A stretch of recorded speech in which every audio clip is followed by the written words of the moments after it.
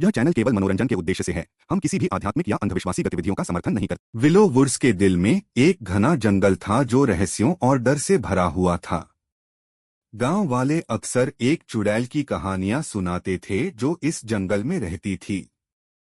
उसकी उपस्थिति का संकेत होता था एक गहरी चुप्पी और ठंडी हवा जो हड्डियों तक को जमा देती थी। गांव में शाम होते ही दरवाजे बंद कर दिए जाते थे। बच्चे घरों में दुबक जाते और बूढ़े लोग अपनी कहानियों में खो जाते।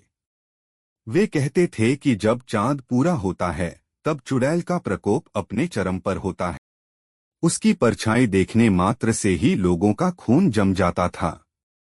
उसकी आंखों में एक ऐसी चमक थी जो किसी की भी आत्मा को छलनी कर सकती थी। रात की चुप्पी को अचानक से तोड़ते हुए जंगल से एक चीख सुनाई दी। गांव के लोग कांप उठे।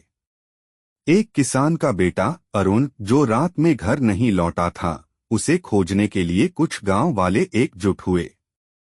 उनके हाथों में मशालें थीं और दिलों में भय।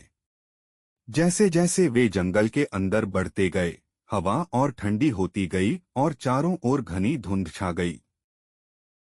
जंगल के बीचों बीच उन्हें एक पुराना टूटा फूटा झोंपड़ा दिखा।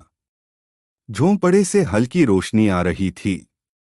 डरते डरते वे आगे बढ़े। जैसे ही वे झोंपड़े के पास पहुंचे, उन्हें लगा कि किसी ने उनके कंधे पर हाथ रखा। पलटकर देखा तो वहां कोई नहीं था, लेकिन हर किसी की आंखों में डर और बढ़ गया था। वे जानते थे कि चुड़ैल उनके आसपास ही थी। उन्होंने झोंपड़े के दरवाजे को धक्का दिया। अंदर एक बड़ा सा कढ़ाई में कुछ उबल रहा था और चारों ओर अजीब सी चीजें लटकी हुई थीं। झोंपड़े की दीवारों पर खून से लिखे मंत्र थे। अचानक एक गहरी, क्रूर हंसी गूंजी और एक काले कपड़े पहने हुए बुढ़िया प्रकट हुई।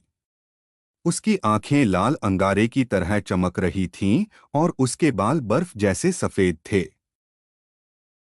तुम्हें यहां नहीं आना चाहिए था, चुड़ैल ने गुस्से से कहा।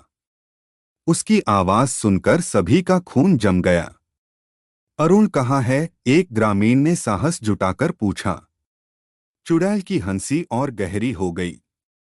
वह अब मेरा है, उसने कहा, और उसके शब्दों के साथ ही कढ़ाई में उबलता तरल और भयानक रूप से उबलने लगा। तभी अरुण की मध्यम आवाज सुनाई दी, बचाओ। ग्रामीणों ने देखा कि झोंपड़े के एक कोने में अरुण बंधा हुआ था। उसकी आंखों में डर और चेहरे पर घाव थे। सभी ग्रामीणों ने उसे बचाने के लिए दौड़ लगाई, लेकिन चुड़ैल ने अपने हाथों से कुछ अजीब हरकतें की और अचानक से पूरा झोंपड़ा हिलने लगा। दीवारें और छत गिरने लगीं। ग्रामीणों ने अपनी जान की बाजी लगाकर अरुण को छुड़ाया, लेकिन झोंपड़े से बाहर निकलते ही उन्होंने देखा कि जंगल जीवित हो गया था। पेड़ हिलने लगे, जैसे कि उन्हें किसी अदृश्य शक्ति ने जागृत कर दिया हो। उनकी शाखाएं जैसे चुड़ैल के आदेश पर चल रही थीं। पेड़ों ने उनका रास्ता रोकने की कोशिश की, लेकिन ग्रामीणों ने हिम्मत नहीं हारी।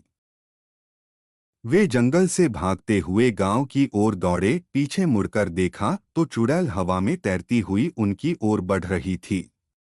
उसकी आंखों में गुस्से की आग थी।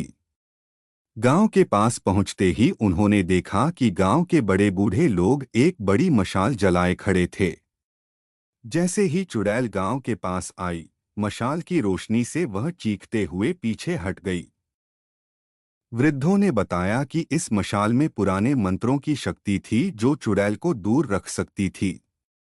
चुड़ैल की चीखें जंगल में गूंजती रहीं और धीरे धीरे वह अदृश्य हो गई। अरुण को गांव के लोग संभालने लगे। सभी ने राहत की सांस ली, लेकिन वे जानते थे कि यह खतरा हमेशा के लिए टला नहीं था। उस रात के बाद गांव वालों ने यह निर्णय लिया कि वे हर पूर्णिमा पर एक विशेष पूजा करेंगे और उस मशाल को हमेशा जलाए रखेंगे। विलो वुड्स में अब भी वह डर कायम था, लेकिन गांव वालों के दिलों में हिम्मत और एकता की शक्ति थी। उन्होंने सीखा कि डर को दूर करने के लिए साहस और एकजुटता की जरूरत होती है। इस प्रकार विलो वुड्स की चुड़ैल की कहानी हमेशा के लिए गांव वालों के बीच एक सीख और हिम्मत की मिसाल बनकर रह गई। कहानी अच्छी लगी हो तो लाइक और सब्सक्राइब जरूर करें। और हाँ, कहानी अभी खत्म नहीं हुई है। चुड़ैल का क्या हुआ, कैसे मरी, जानने के लिए कमेंट करें। पार्ट 2।